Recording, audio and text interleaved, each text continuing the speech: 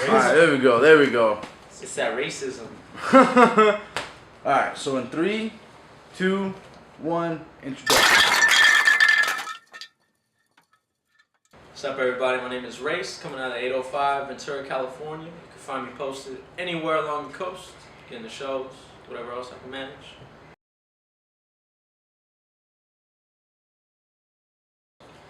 Back in the day when I was about 15, 16, used to do a lot of graffiti, used to do a lot of drugs. It's RACE, Reliable Addictions Cure Everything. As I got a little bit older, kind of got into the activism, kind of got into self-education, and changed it up when my boy Chris Fuchsius kind of lightheartedly suggested I had a wife, so I'll try it out, see what happens. And that's when I came up with revolutionary actions yield consistent evolution, and ever since then, just been trying to keep it revolving, keep my thing going, and it's been working so far.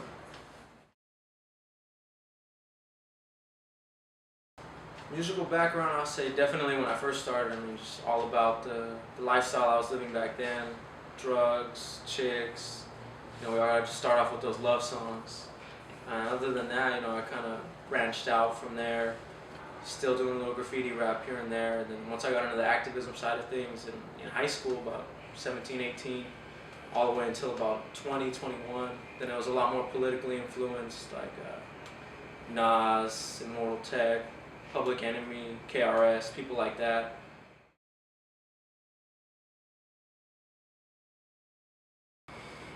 My vision, I would really say my goal is to not only, I guess, quote unquote, like make it for myself, but really trying to make sure anyone I know that's also working as hard as I am, maybe even harder if they have more connections, but as long as we're all working hard, that's really my goal, is to build a network and a base to where we don't have to be on each other's project, we don't have to have each other's name all over our latest album, our latest mixtape, our latest single. But as long as we're all behind the scenes working together, making sure that if there's a connection we can utilize, we pass it along to each other. To me, that's really the ultimate goal. And I mean, as far as outreach goes, just staying accessible more than anything. I mean, trying to really make sure people know that I'm someone they can hit up if they have any questions or they want to just comment. You know, I'm free and open to everyone. I think there's certain things I will and won't do still. I'm a lot more open-minded. I mean, as far as, I'm still not really a fan of the whole dubstep hip-hop kind of movement. And on that end of things, you know, I really try to keep it more underground, more classic, just a regular, I guess, or whatever. I mean, there's so many different genres and subgenres nowadays, but really just more like the break beats, maybe experimenting with different tempos, things like that, but definitely no auto-tune and no dubstep for me right now.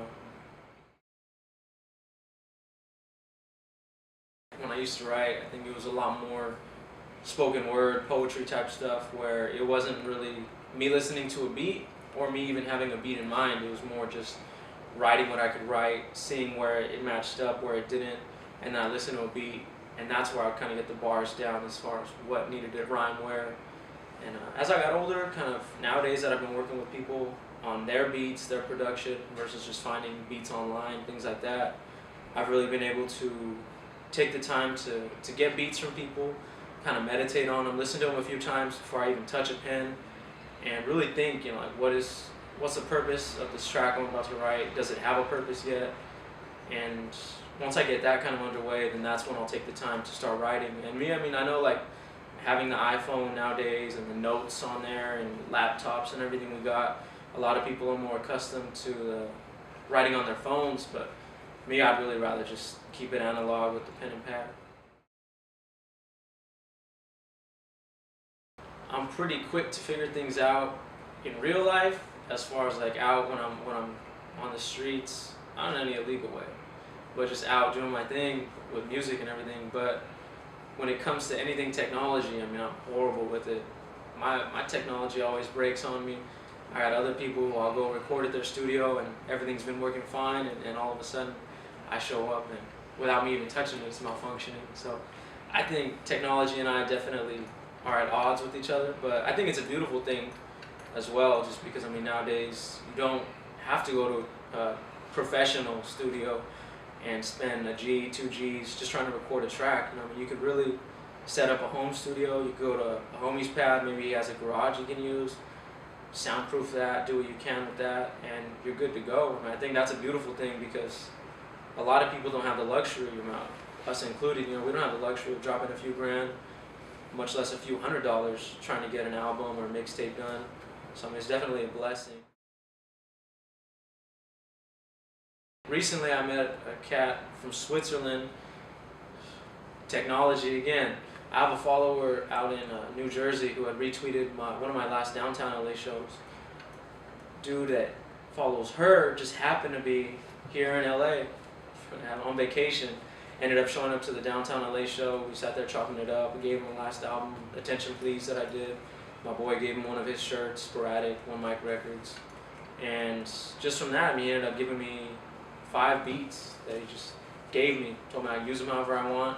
So I'm sitting on those. I have another producer out from here actually, Owen, goes by As If. And he gave me another 6 beats, told me the same thing, write what you think you want to address. We'll go over it when it's all done. So I spoke to both of them as producers and asked them, well, do you want to do 2 separate projects or merge it? They were down to merge it, so that'll be an 11-track little EP project I'm putting out.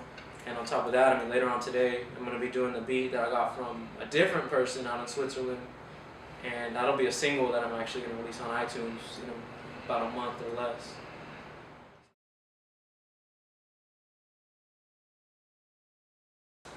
Yeah, I would say definitely, right before MySpace died out, I was lucky enough to meet Sporadic from One Mic Records, who really, we have nothing in common style-wise, but I think just being in the hustle, we were really able to connect on that level. 2 people just coming up from nothing, and he recorded almost everything I've ever done and published, so I really wouldn't have any music without him. And other than him, definitely looking at people like Capital K, his group, Mantis. Those are people, I remember when I first started making music, I looked up to him completely. My boy Cross from out in Oxnard as well, who was another big influence. I would say him and Cap were the 2 by far biggest local influences as far as really trying to figure out my own style by realizing and studying their styles because they were so unique and they didn't worry about having to fit into any kind of thing. They were their own artists. That was thanks to Hard Step Records, which is my boy Vince from out in Oxnard. His group actually had bailed out at the last minute. I got asked 2 weeks before leaving. We left April 26, 2013. Literally 2 weeks before leaving, hey, if you're interested, the spot just opened up. I said, man, I'll do what I can. I came up with the money. I didn't even have a passport yet. We left on a Friday. I went and got my passport Monday. It was crazy how fast everything fell into place. And went out there, we were only on the ground 4 days, but it was a beautiful thing, being out there, their equivalent of like a high school Haslach. We were able to go out there and talk to the kids. We did 7 sets, and they had a lot of questions. We had a translator there, so that helped out a lot. And the main event, ridiculous, this big warehouse, about 5,000 people. It was like 40 degrees. I'm over here like a failure, wearing a zip-up jacket and a t-shirt. Luckily, Celeste Clothing, one of my sponsors, and then Left Coast Gear also. But Celeste was thankful that he gave me a beanie because I was freezing. And with Sennheiser wireless mics, they got 2 big rigs with the video cameras pointing down. They got a huge screen on the side of this gigantic stage where they're doing everything live time so that all the people in the back of this warehouse can still see the front. And that too, language barrier really killed it. I was kind of like, even in the ear, telling them to raise it up, but at the same time, during one of the last songs, a beat that Putrid made for me out of Goleta, I was able to jump off stage and really just rap in front of the crowd and give them that, which was something they didn't expect. And it was crazy, signing autographs, taking pictures, seeing people come up to me like real shook up and nervous just to say hi to me.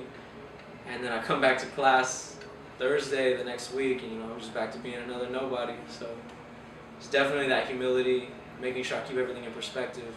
As big as I might be one day, it's all gonna be gone the next, so we just gotta keep hustling and keep being thankful for the moments, is what I see it as.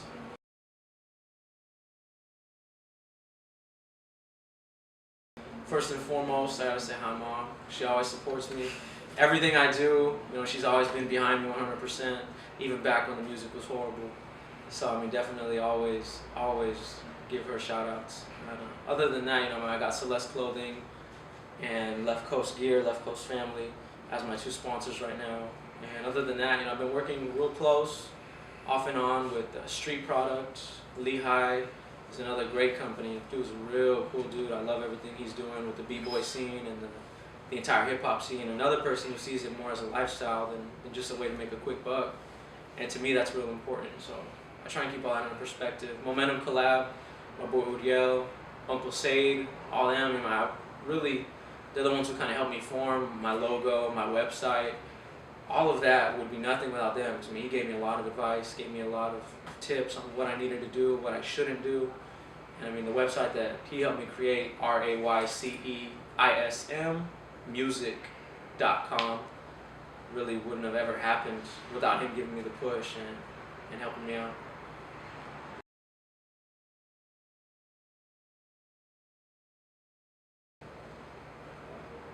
Cool.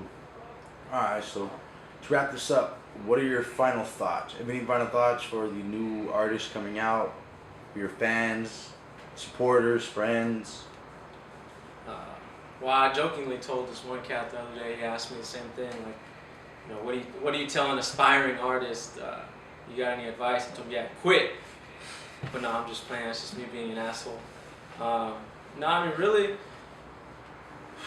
just keep it coming from your heart. I mean, if you're gonna make one track one day and then contradict it the very next day, we're always gonna contradict ourselves at some point, but I mean, to really have it be that fast or something where it's obvious that you're not from the heart with either side of it, that's definitely something you gotta step back. Hip hop is a lifestyle to me, it's a lifestyle, not a label. How I see it and how I hope all my fans see it. Even if it's somebody who only listens to hip hop once in a while, maybe they listen to radio rap more than anything, but they just happen to hear about me. It's people like that I still try and connect with so that they know, it's bigger than showing up to a $60 ticket type of show, getting to see someone perform, and then that's it. You're done. You got to pay an extra $100, $200 if you want to actually shake their hand, if you're lucky enough. And I think that's where nowadays it's really, like the whole Germany trip just taught me a lot of humility without having to really acknowledge the fact that, I am making moves right now. I'm talking to my boy out in Croatia. They're doing his thing, BRC, but I'm just trying to keep all of it in perspective and really not get big-headed about it.